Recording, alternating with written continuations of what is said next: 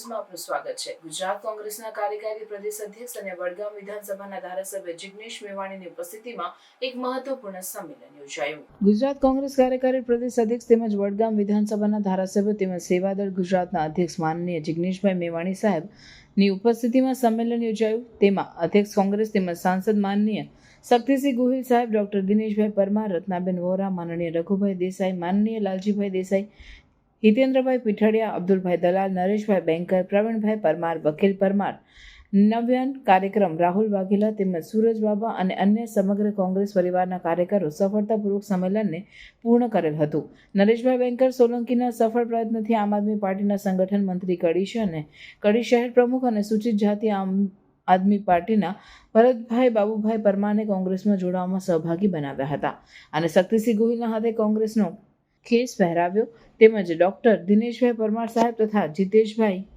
મેવાણી દ્વારા પણ એમને લખીશ કરવામાં આવ્યો હતો। 14 કડી વિધાનસભાની ચૂંટણી પેટા ચૂંટણીમાં કડી અનુસૂચિત જાતિની સીટ ઉપર 4 પક્ષોનો જંગ જોવા મળી રહ્યો છે, જેમાં મુખ્યત્વે કોંગ્રેસ અને ભાજપ વચ્ચે રસાકસી ભર્યો જંગ જોવા મળી રહ્યો છે। સાંજે 6 વાગે CNR એન્ડ BD કોમર્સ કોલેજના મેદાનમાં કોંગ્રેસના ઉમેદવાર પૂર્વ ધારાસભ્ય એવા 24 વિધાનસભા કડીના ઉમેદવાર એવા રમેશભાઈ ચાવડાના પ્રચાર અર્થે એક વિશાળ સભા યોજાઈ ગઈ। એમાં મોટી સંખ્યામાં કડીના નગરજનો તેમજ ગ્રામ્ય વિસ્તારમાંથી આવેલ ગ્રામજનો તેમજ તેમના સંગઠિત કાર્યકર્તાઓ ખૂબ જ મોટી સંખ્યામાં હાજર રહ્યા હતા અને આચારસંહિતા અનુસાર 10 વાગ્યા સુધીમાં સમાપ્ત કરી હતી અને સૌ ભોજન લઈ જુદા પડ્યા હતા। આમ પેટા ચૂંટણી 24 વિધાનસભા કડીમાં પૂર્વ ધારાસભ્ય ભાજપના સ્વર્ગીય કરસનભાઈ સોલંકીના અવસાન બાદ ખાલી પડેલ જગ્યા ઉપર પેટા ચૂંટણી હાલ 19 તારીખે જેનું મતદાન થવાનું છે અને 23 તારીખે પરિણામ જાહેર થશે। રિપોર્ટર ભાવેશ પરેખ, કડી। તમામે અહીંયા સ્વરૂચિ ભોજન લઈને જવાનું છે એટલે જિગ્નેશભાઈને શાંતિથી સાંભળજો। રઘુમા સાહેબ આપ પણ આવ્યા છો, આપનું પણ અમે હાર્દિક સ્વાગત કરીએ છીએ। જિગ્નેશભાઈ તુમ આગે બઢો। જય ભીમ, જય ભીમ, જય ભીમ। મંચ પર કોંગ્રેસ પરિવારના સૌ સન્માનીય સાથીઓ, અમારા સૌના વડીલ મુરબ્બી, પૂર્વ કેબિનેટ મંત્રી માનનીય જય ભીમ, જય ભીમ, જય કોંગ્રેસ, જય કોંગ્રેસ। હું કહીશ લડેંગે, તમે કહેશો જીતેંગે। લડેંગે, લડેંગે, ખૂબ ખૂબ આભાર। પાર્ટીના કાર્યકર્તામાં છે એ એનો દિલનો અવાજ હતો। આવા નેતાને કાર્યકર્તાઓની જરૂર છે।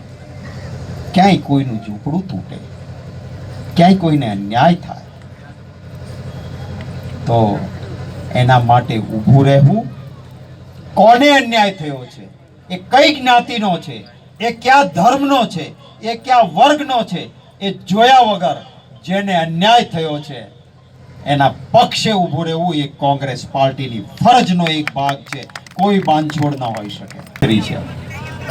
ભાજપના ટેકાથી સરકાર ચાલે છે। એણે ભાજપ માટે કીધું હતું BJP માને બડકા જૂઠા પાર્ટી। બહુ જૂઠી પાર્ટી એમના સાથીદાર છો, એમણે કહ્યું, આપણે કંઈ કહેતા નથી। આવા લોકો જ્યારે ખોટા આક્ષેપો કરે છે ત્યારે મારે કહેવું છે કે કોંગ્રેસ પક્ષમાં લોક સેવા કરતા લોકો પૈકીના રમેશભાઈ ચાવડા એક એવો માણસ ચોરોની સામે આમ નો લડાય, જરા વધારે અવાજ નાભીમાંથી પહેલા લડત કરો છે। આ ચોરો સામેની લડાઈ, આ સંઘી વિધાન સામેની સંવિધાનની લડાઈ આપ સૌને મુબારક અને આપ લડશું, જીતશું એવી આશા અને અપેક્ષા સાથે આપ સૌનો ખૂબ ખૂબ આભાર, ધન્યવાદ, જય હિન્દ। બાકી છે ત્યારે આ કડીમાં જે દલિત મહાસંમેલન યોજાય છે એ દલિત મહાસંમેલનમાં ઉપસ્થિત ગુજરાત કોંગ્રેસના કાર્યકારી અધ્યક્ષ અને સિનિયર ધારાસભ્ય એવા જુઝારુ અને લડાઈ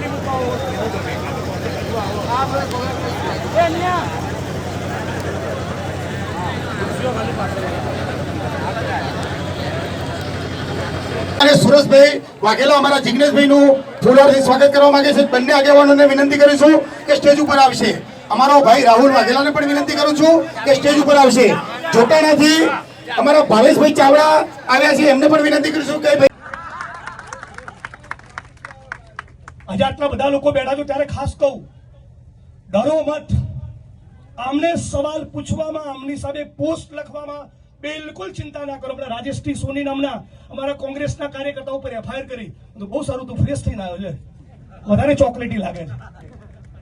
અઠવાડિયોને જેલમાં નાખ્યો, એનું મોરલ તૂટ્યું, ના તમારું મોરલ તૂટ્યું, ના મારું મોરલ તૂટ્યું. પોલીસ વાળાએ ટાઈમ બગાડીને ચાર્જશીટ કરવી પડશે. કોંગ્રેસના સિપાહીઓ બિલકુલ ડરતા નહીં. તમે એ પાર્ટીના સદસ્ય છો, એ પાર્ટીના કાર્યકર્તાઓ હોદ્દેદારો જે અંગ્રેજોની સામે લડ્યા છે, હમણાં તો ચડવું નહીં આવે છે. ઇતિહાસનો થોડોક એવો સમય છે, કાલે બાદલ છાયે હે, સંઘર્ષ કે દિન આયે હે. થોડોક તકલીફોના દોરમાંથી ગુજરી હતી, આ પણ હટશે. અભિમાન રાજા રાવણ નહીં તૂટેલું તો નરેન્દ્ર મોદીની કોણ છે ખેલકી મોદી. ચલો હટાવો. સમય છેલ્લી 1 મિનિટ બાકી છે. આ રામ ભક્ત એ તમારા અને મારા કરતા પણ વધારે તાકાતથી ભારત માતા કી જય બોલાવે છે. એમના વિશે એક વાક્ય કહીને મારી વાણીને વિરામ આપું. આ એટલા બધા ચરિત્રવાન છે આ રામના ભક્તો, ભાજપ વાળા, એ તાકાતથી ભારત માતા કી જય બોલાવે છે ને જાહેરમાં સ્ત્રીઓની છાતીમાં ડપલા કરતા પકડાયા હમણાં. આ નાલાયકો, સંસ્કાર વગરના. આ કો એમને તમારા શાસનમાં બિલકિસ બાનુના બળાત્કારીઓને જેલમાંથી છોડીને લાડવા ખવડાયા, સંસ્કાર વગરના. તમારા શાસનમાં મણિપુરમાં સ્ત્રીઓને નગ્ન કરીને ફેરવી, સંસ્કાર વગરના. તમારા શાસનમાં દલિત સમાજની દીકરીની એફઆઈઆરની કોપી તમે ફાડી નાખી, સંસ્કાર વગરના. 52 વર્ષ તિરંગો નહીં લહેરાયો, કોઈ દિવસ જનગણમન નથી ગાયું. તમારો તો આ દેશમાં એક શબ્દનું ડાપણ કરવાનો અધિકાર નથી. આવું બોલતા થાવ. બહુ ડરાઈને રાખે છે. બિલકુલ ડર તો કાઢી જ નાખો. એ ભાઈ, ક્રાંતિ કરવાનો સમય છે. એફઆઈઆર દાખલ થશે, દંડો પડશે, થોડા દિવસ હેરાન થવું પડશે, તો જગતમાં કંઈક બદલાશે. અને એટલે બાબા સાહેબે કહ્યું હતું, શિક્ષિત બનો, સંગઠિત બનો અને તલાટી થઈને ઘેર બેસી જાઓ. ના, શિક્ષિત બનો, સંગઠિત બનો અને સંઘર્ષ કરો. સંઘર્ષ કરીએ તો ક્યારેક કિંમત ચૂકવવી પડે. સંઘર્ષ કરીએ તો ક્યારેક 2,000 કિલોમીટર દૂર આસામની જેલનો આંટો પણ ખાવો પડે. પણ છતાં ત્યારે જતી વખતે પણ કીધું હતું, આજે પણ કીધું હતું, ઝુકેગા નહીં સાલા. જય ભીમ, જય ભારત, જય કોંગ્રેસ, જય સંવિધાન. હું કહીશ, મારી સાથે નારો લગાવજો. 2 હાથ ઊંચા કરીને નારો લગાવજો. લડેંગે.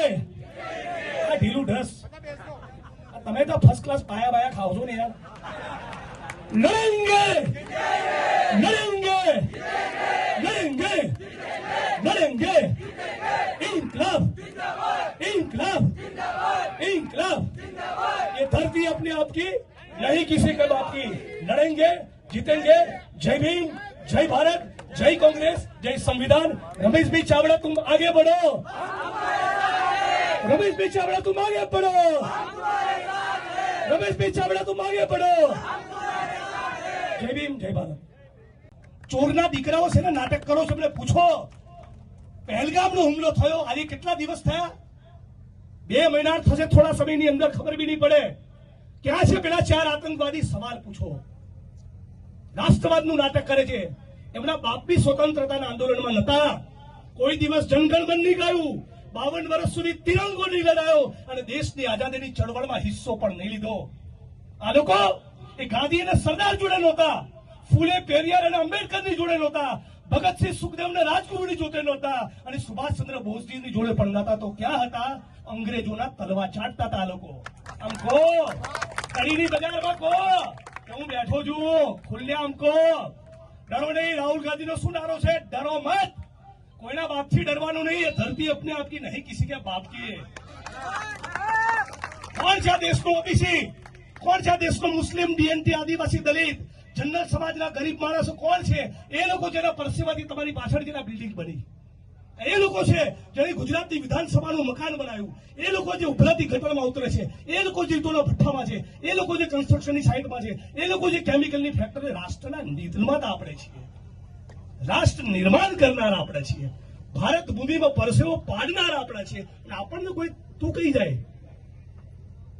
અને એટલા માટે રમેશભાઈ જેવા નેતાની જરૂર છે જે તમારી સાથે તાકાતથી ઉભા રહે, મુઠ્ઠી તાણીને ઉભા રહે. પોલીસ સ્ટેશનમાં ખોંખારો ખાઈને કહી દે ડીવાયએસપી ને, ચાલ ગુનો દાખલ કર. એ એમની તાકાતના ત્રેવડ છે. આજે સાથીઓ ગુજરાતમાં અને દેશમાં ઓબીસી આદિવાસી દલિત સમાજની ઉપર એક પ્રકારનો સિસ્ટમેટિક હુમલો છે. ઘણી સભામાં કહેતો હું છું, અહીંયા પણ કહું, આ વાક્ય યાદ રાખજો. આ દેશના તમામ સંસાધનો એ મોટા ભાગે આરએસએસ અને ભાજપની વિચારધારામાં માનતા 10-15% લોકોના કબજામાં છે. આપણે શું કરવાનું? ખાલી દાળ્યું. શહેરમાં હોઈએ તો ચાલીઓ અને ઝૂંપડપટ્ટીમાં ખેત મજૂરી કરવાની, સિક્યુરિટી ગાર્ડ તરીકે. એના કારણે હું ઘણી સભાઓમાં કહેતો છું કે અમદાવાદના સરસપુર, ગોમતીપુર, બાપુનગરની 40માં વસતો છેલ્લામાં છેલ્લો દલિત એ ડોક્ટર બાબા સાહેબ આંબેડકરના બંધારણના કારણે, આ દેશની અનામતની વ્યવસ્થાના કારણે, અને જે અનામતની વ્યવસ્થાને કોંગ્રેસ પાર્ટીએ ટકાવી રાખી એ કોંગ્રેસ પાર્ટીના કારણે ગોમતીપુરની, સરસપુરની 40માં રહેતો મહેસાણાનો ખેત મજૂર જે મિલોમાં, કારખાનામાં કૂટાવા ગયો હતો, એનો દીકરો ઓએનજીસીમાં જે 1.5 લાખનો પગાર લેતો થયો એ બાબા સાહેબના બંધારણના કારણે અને કોંગ્રેસની નીતિના કારણે. પણ જ્યારથી ભારતીય જનતા પાર્ટીનું શાસન આવ્યું છે, નક્કી કરીને બેઠા છે આ દેશના બંધારણે જેટલી પણ ક્રાંતિ કરી એ તમામ ક્રાંતિ ઉપર સિસ્ટમેટિકલી પાણી ફેરવી દો.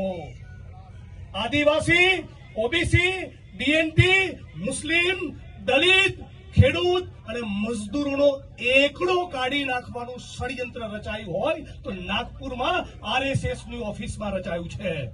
અને આરએસએસ ના મનુવાદીઓ એ નથી ઈચ્છતા કે કોઈ લાલજી દેસાઈ કે રમેશ ચાવડા કે પ્રવીણભાઈ કે જિગ્નેશભાઈ છાતી ખોલીને દલિતોના, આદિવાસીઓના, લઘુમતીઓના, ડીએનટીના હકના અધિકારની વાત કરે.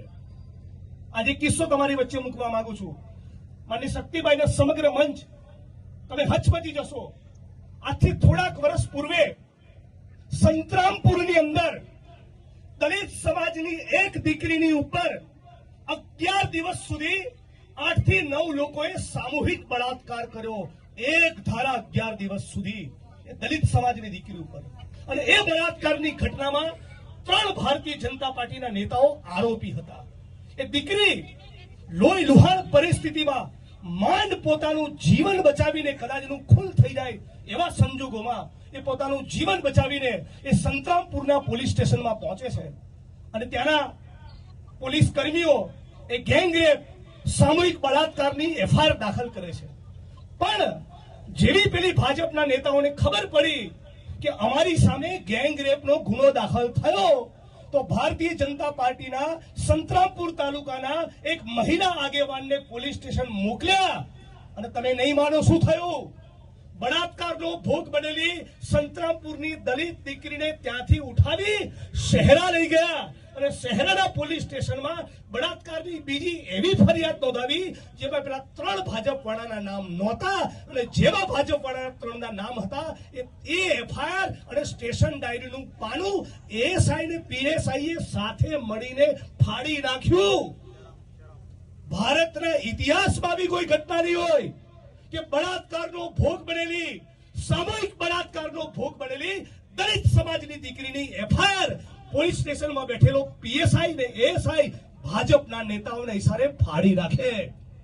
આ વાત વાલજીભાઈ પટેલ નામના અગ્રણી દલિત કર્મશીલને ખબર પડી, મુદ્દો ઉપાડ્યો, એમણે લડવાનું ચાલુ કર્યું અને એસપી ને તપાસ સોંપાઈ કે એફઆઈઆર ફાડી નાખી. આટલું ગંભીર કૃત્ય તમને જાણીને હેરાની થશે. ભારતીય જનતા પાર્ટીના શાસનમાં દલિત બહેનો, માતાઓની આબરૂની શું કિંમત છે? અને શક્તિભાઈના મિત્રો, એસપી સચિન બાદશાહ એ માણસે ફક્ત 2 ઇન્ક્રીમેન્ટ રોક્યા અને 3000 નો દંડ કરી પીએસઆઈ ને એસી ને છોડી મૂક્યા. તમે કલ્પના કરો. મતલબ કે ગુજરાતમાં ભાજપના શાસનમાં દલિત સમાજની દીકરી સામૂહિક બળાત્કારનો ભોગ બન્યો હોય અને છતાં જો પોલીસ વાળા એફઆઈઆર ફાડી નાખે, પોલીસ સ્ટેશન ડાયરીનું પાનું ફાડી નાખે તો એની સજા પોલીસ વાળાને કેટલી મળશે? ખાલી 3000 રૂપિયાનો દંડ. છે હજી કોઈ ભાજપને મોટ આપવા વાળો? જાગો. તમારું સત્યાનાશ કરવા માટે આરએસએસ ને ભાજપ વાળા બેઠા છે. અમને દેશનું બંધારણ નથી જોઈતું, અમને મનુનું શાસન જોઈએ છે. અને આ લોકો લખી ચૂક્યા છે કે ડોક્ટર બાબા સાહેબ આંબેડકરના બંધારણને દરિયામાં ફેંકી દો. આવું લખ્યું છે. એવું લખ્યું છે કે ડોક્ટર બાબા સાહેબ આંબેડકરના બંધારણના બદલે મનુસ્મૃતિને લાગુ કરો, એવું લખ્યું છે.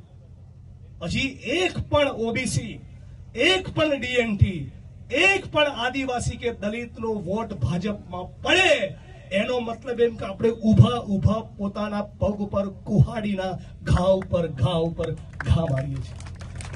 19 વર્ષના 21 વર્ષના દલિત સમાજના દીકરાઓની છાતી પર જાણે આતંકવાદી હોય એ રીતે થાનગઢમાં AK-47 ની રાઇફલથી ગોળીઓ મારી. આ તમે ભૂલી જવા માંગો છો? આના માટે અમે લડીએ છીએ. તમારા પરિવારની એક બેન દીકરી માતાને તૈયાર કરો, તમારા પરિવારના વડીલોને તૈયાર કરો, એક એવી દલિતોની યુવા પેઢી તૈયાર કરો, એક એવી ઓબીસી આદિવાસીની પેઢી તૈયાર કરો કે જિંદગીમાં RSSની શાખામાં પગ ના મૂકે અને મરી જાય, માથું આપી દે, પણ ભાજપને વોટ ના આપે. એક એવી જનરેશન તમે તૈયાર કરો, એ તમને કહેવા આવ્યો છું. ઉનાની ઘટનાને આવતા વર્ષે 10 વર્ષ થશે. આજ દિન સુધીમાં ન્યાય નહીં. થાનગઢના પીડિતોનો ન્યાય નહીં, ભાનુભાઈ વણકરને ન્યાય નહીં, ભાવનગરના અમરાભાઈ બોરીચાને ન્યાય નહીં. ઉભરાતી ગટરમાં ઉતરો અને મરી રાખો 500 રૂપિયા માટે. આ જીવન? અને એક પણ જગ્યાએ ભોગ બનનાર દલિતની મુલાકાતો છોડી દો. ગુજરાતના મૃદુ મુખ્યમંત્રી ભૂપેન્દ્રભાઈ પટેલે શું કર્યું? ગોંડલની બજારમાં દલિત સમાજના યુવાનને નગ્ન કરીને જેણે માર્યો એ આરોપીના ઘરે તુલસી વિવાહમાં ગયા, પણ ભોગ બનનાર પીડિતના આંસુ લૂછવાનો આ મૃદુ મુખ્યમંત્રી પાસે સમય નથી. આ એમનું અસલી ચરિત્ર છે. શેડ્યુલ કાસ્ટ શેડ્યુલ ટ્રાઇબ સબપ્લાનના હજારો કરોડ એ બીજા કામોમાં ખર્ચી નાખ્યા. આ પ્રવીણભાઈ ગૃહમંત્રી હોય અને મહેસાણા જિલ્લામાં 4 પોલીસ સ્ટેશન બનાવવાની જરૂર હોય તેનો ખર્ચો ગૃહ વિભાગમાંથી આપે. ના, આ તો આદિવાસી અને દલિત સમાજના મોનો કોળીઓ ઝૂંટવીને પોલીસ સ્ટેશન બનાવવાના આ ધંધો થઈ રહ્યો છે. 7% દલિત સમાજની વસ્તી, 50-52% ઓબીસી સમાજની વસ્તી, આદિવાસી સમાજની 14% વસ્તી અને 3,70,000 કરોડના બજેટમાંથી આપણા માટે હાલ 5,000 કરોડ નથી. જાગો! તમે શું મુવમેન્ટ કરો છો? આ RSS વાળા ભાજપ વાળા તમારા વિસ્તારમાં આવે તો પૂછો કે નાટક કેવા છે? સિંદૂરની ડબલ્યુ લઈને નીકળ્યા છો? ચોરના દીકરાઓ છે ને નાટક કરો છો? એમને પૂછો. પહેલગામનો હુમલો થયો, વર્ગનો દીકરો કે દીકરી ડોક્ટર કે એન્જિનિયર તો ભૂલી જાઓ, બાલ મંદિરમાં એડમિશન લેવું હોય તો એ કેટલી ફી લેવાય છે? અરે સલામ કરીશ, આજે પણ કેટલાક જાંબાજ અધિકારીઓ છે. ભાઈ ધવલ પટેલ એક આદિવાસી નિશાળમાં જાય છે અને જોવે છે કે અહીંયા તો 7 ધોરણ સુધીની શાળા છે અને શિક્ષક એક છે, ભણનારા તેજસ્વી બાળકો છે, ગરીબના દીકરા દીકરીઓ છે, પણ ભણાવનારો શિક્ષક જ નથી. તો આનું ભવિષ્ય ક્યાં ઉજળું થશે? કાગળ લખીને સરકારને આપનારો એક અધિકારી નીકળે, પણ આ સરકાર 7મીમાં જમીન મળી અને અમે ખેડૂત મળે છે. ભાજપના શાસનમાં મળે છે? કોઈ ખેત મજદૂરને ખેતીની જમીન મળી? જેની હતી ને એની તે વાત સાચી છે કે તમે શરત ભંગ કર્યો છે, તમે શરત ભંગ કર્યો છે એમ કરીને પાછી ખાલસા કરીને પડાવી લેવાનું કામ આ ભાજપની સરકાર. હવે ત્રાજવામાં મૂકીને જોજો તો ખરા. આ દિનેશભાઈ પરમાર ડોક્ટર બન્યા, કોંગ્રેસનું શાસન હતું. દિનેશભાઈ કેટલા રૂપિયામાં ડોક્ટર થયા? વર્ષના 500 રૂપિયાની ફી ભરીને દિનેશભાઈ ડોક્ટર થયા હતા. આ ભાજપ વાળાના કોઈ કાકા દાદા મામા ડોક્ટર હોય ને તો એને પૂછજો, ચકાસી લેવામાં આવ્યા છે. હું એના સાથે ધારાસભ્ય હતો. આ રમેશભાઈ ચાવડા સાથે હું ધારાસભ્ય હતો. ચૂંટણી આવી અહેમદભાઈ પટેલની, અમે બેંગ્લોરમાં હતા. આ રમેશભાઈ ચાવડાના ફોનમાં ફોન આવતો હતો, એને મને સ્પીકરમાં સંભળાયો, માંગો તે કરોડો રૂપિયા રમેશભાઈ, ભાજપની ટિકિટ અને તમને મિનિસ્ટર બનાવીશું, પાટલી બદલીને આવો. સલામ કરીશ નિષ્ઠા અને પ્રમાણિકતાની. હું બેંગ્લોરમાં એની સાથે હતો, સાક્ષી હતો. અને ભાજપની કરોડો રૂપિયાની લાલચને ઠુકરાવીને, મંત્રીના પદને ઠુકરાવીને કડીની જનતાનો કોલર ઊંચો રાખીને ચાલી શકે કે મારો ધારાસભ્ય વેચાણીઓ નથી, એ કરનારો માણસ એ રમેશભાઈ ચાવડા. ત્યારે હું આપ સૌને કહું છું કે એક નિષ્ઠા અને પ્રમાણિક વાળા માણસ છે. કાલ સવારે તમે મત આપો ને તો મતદારનો પણ એક ગૌરવ હોય છે કે મેં કોને મત આપ્યો હતો, કે મેં એવા નિષ્ઠાવાન અને પ્રમાણિક માણસને મત આપ્યો હતો કે જે કરોડોમાં વેચાણો નહોતો. મેં એવા વ્યક્તિને મત આપ્યો હતો. જો ને ગાંધીજી લડ્યા અંગ્રેજો સામે. કોઈ મસલ્સ બનાવેલો જીમમાં જાનેરો પહેલવાન નહોતા. રમેશભાઈની જેમ સુકડકલકડી માણસ હતા. હા, અંગ્રેજોની સલ્તનતને હલાવી દીધી હતી. એમાં માણસ સુકલકડી, પણ એનું મનોબળ મજબૂત છે. અને એને કહ્યું ને કે એક એક બૂથ પર કાયદો તોડીને લડીશું એમ નથી કહેતા, પણ કાયદો તોડનારને એની છઠ્ઠીનું દૂત યાદ કરાવીશું એ કહેનારા માણસ. કાયદો તોડવાની આપણા સિદ્ધાંતમાં નથી, કોંગ્રેસના સંસ્કારમાં નથી. પણ કાયદો કોઈ તોડે તો એને રોકવા માટે શહીદ થવું પડે, પણ થઈશ આ મક્કમતા કોંગ્રેસ પાર્ટીના કાર્યકર્તામાં છે. એ એનો દિલનો અવાજ હતો. આવા નેતાને કાર્યકર્તાઓની જરૂર છે. ક્યાંય કોઈનું ઝૂંપડું તૂટે, ક્યાંય કોઈને અન્યાય થાય તો એના માટે ઊભું રહેવું. કોને અન્યાય થયો છે, એ કઈ જ્ઞાતિનો છે, એ કયા ધર્મનો છે, એ કયા વર્ગનો છે, એ જોયા વગર જેને અન્યાય થયો છે એના પક્ષે ઊભું રહેવું એ કોંગ્રેસ પાર્ટીની ફરજનો એક ભાગ છે. કોઈ બાંધછોડ ન હોઈ શકે. અને અન્યાય કરતો પણ કોણ છે? અરે સગો ભાઈ હોય તો પણ એની સામે લડવાની તાકાત એ કોંગ્રેસ પાર્ટીએ રાખવાની છે. હું અભિનંદન આપીશ. મને ગૌરવ છે કે મારી પાર્ટીમાં એવા સાથીઓ છે. આદિવાસી વિસ્તારમાં લડનારો માથું ફૂટે તો પણ ધારાસભ્ય આપણો અનંત પટેલ છે. ક્યાંય પણ અન્યાય થાય જઈને લડનારા વ્યક્તિ અમારા કાર્યકારી અધ્યક્ષ જિગ્નેશભાઈ મેવાણી છે. ક્યાંય પણ કોઈનું ઝૂંપડું તૂટે કે તકલીફ પડે એની વચ્ચે જઈને ઉભા રહેનારા માણસ લાલજીભાઈ દેસાઈ હોય, પછી એ પદયાત્રા કરીને મોરબીથી લઈને છેક અમદાવાદ સુધી આવવાની પદયાત્રા કરીને પગમાં છાલા પડે તો ભલે પડે, पाँव में छाले होंगे, होठों पे हंसी होगी, वही तेरे चाहने वाले होंगे. तो लालजीभाई देसाई जेवा મિત્રો છે.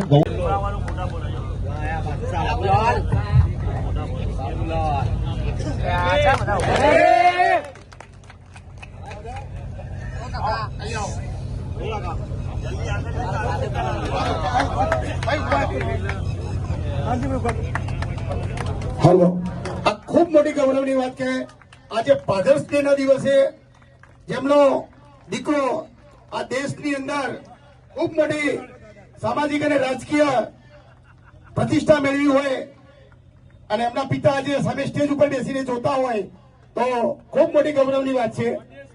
આ ઓડિયન્સમાં બેઠી હો, બહુ મોટી વાત છે. સહેજ પણ અભિમાન વગર કે ભાઈ મારો દીકરો સ્ટેજ ઉપર છે હું બેસું, એ સામે જ બેઠા હતા. મેં વિનંતી કરી હતી અમને પણ કે ના ભાઈ હું સામે બરાબર છું. એટલે કાકા તમને વંદન કરું છું. અને વારે વારે પેલો આરએસએસ નો એક વડો અનામત પ્રથા અને સંવિધાન વિશે આ દેશમાં વારે વારે વિવાદ પેદા કરનાર એ મોહન ભાગવતના પગમાં પડનાર એ આપણા વાળો હોય જ નહીં. કોઈક આપણામાં બેઠેલો વેહ બદલીને આવેલો જ કોઈક હોઈ શકે. એવો આવે ને પ્રચાર કરવા ત્યારે કેવું વાત આપણા વાળાની કર તો અમે તારી હારે છીએ.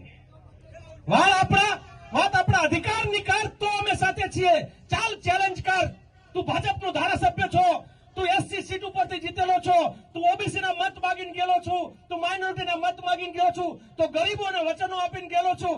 ચાલ વાત કર ગુજરાતના દલિતો ઉપર જેટલા કેસ થાય ને એમાંથી માત્ર 3% જ કન્વિક્શન થાય છે. 100 કેસમાંથી 3 કેસમાં જ સજા થાય છે. આવું નવું બળાત્કારના કેસમાં છે. શક્તિભાઈ, ક્યારેક ચિંતા એમ થાય ગુજરાતમાં બળાત્કારીઓને સજા ના થાય, એટ્રોસિટીના કેસમાં સજા ના થાય, ગુજરાતમાં રોજ 3 મર્ડર થાય અને એમાં સજા ના થાય, ગેંગ રેપ થાય ને એમાં સજા ના થાય, અને છતાંય પાછું શું કહેવાય ગુજરાતમાં સુશાસન છે. આવા સુશાસનની આપણે શું કરવાનું? એના માટે થઈને મિત્રો આ લડાઈ છે. આ લડાઈમાં આપ સૌ સાથે મળી અને આપણા ઉમેદવાર રમેશભાઈને ભારી બહુમતીથી પંજાના નિશાન ઉપર મત કરીને આપ સૌ જીતાડો. એ જ આશા અને અપેક્ષા સાથે 2 સ્લોગન 2 નારાઓ કહીને હું મારી વાતને હું પૂરી કરીશ. પહેલે લડે થે ગોરો સે, અબ લડેંગે ચોરો સે. આ ચોરો અંગત લડવું હોય ને તો હું ઘણી વખત કહું છું, જબ લડના હૈ ઇન ચોરો સે આવાજ લગેગી જોરો સે. કમજોરનું તો કામ જ નથી. આપણા બધા જે મર્દાનકી વાળા હતા રહ્યા અહીંયા, અને જેને જેને બીક લાગી એને તો તિરંગા બદલે દોરંગો ક્યારનો પહેર લીધો છે એને તો. એટલે જરા જોર થયો. પહેલા લડતે ગોરો સે, ચોરોની સામે આમ નો લડાય, જરા વધારે અવાજ નાભીમાંથી. પહેલા લડતે ગોરો સે. આ ચોરો સામેની લડાઈ, આ સંઘી વિધાન સામેની સંવિધાનની લડાઈ આપ સૌને મુબારક. અને આપ લડશું, જીતશું એવી આશા અને અપેક્ષા સાથે આપ સૌનો ખૂબ ખૂબ આભાર. ધન્યવાદ. જય હિન્દ.